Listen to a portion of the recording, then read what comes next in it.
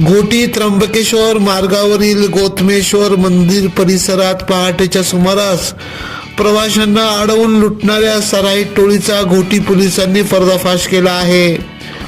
गुन्हा दाखल होताच अवघ्या 12 तासाच्या आत पोलिसांनी 6 संशयितांच्या मुसक्या आवळल्या. 16 जानेवारी 2026 ला पहाटे 4:30 वाजेच्या सुमारास फिर्यादी महिलेच्या कुटुंबियांना रस्त्यात अडवून 1,19,000 रुपयांचा ऐवज लुटण्यात आला. गुन्हा केल्यानंतर आरोपी एक हॉटेलवर मद्यप्राशन करण्यासाठी गेले होते. हॉटेल चालकाने दिलेल्या वर्णनावरून आणि तांत्रिक पुराव्याच्या आधारे वरिष्ठ पोलीस निरीक्षक विजय शिंदे यांच्या पथकाने सापळा रचला.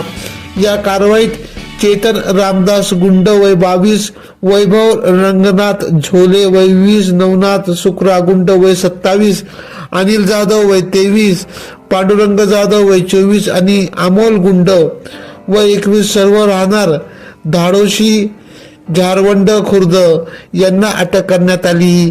ही कामगिरी वरिष्ठ पोलीस निरीक्षक विजय शिंदे यांच्या मार्गदर्शनाखाली पोलीस उपनिरीक्षक परवीन उदे, सतीश शेलार, लक्ष्मण धकाते, संतोष नागरे, दत्तात्रय आहेर, सनी भवर, श्रावण साळवे, अनिकेत मोरे, प्रकाश कासार, गौरव सोनवणे, योगेश यंदे आणि सतीश चव्हाण यांच्या पथकाने केली. AKP न्यूज साठी विशेष प्रतिनिधी भागीरथ आतकरी, घोटी, नाशिक.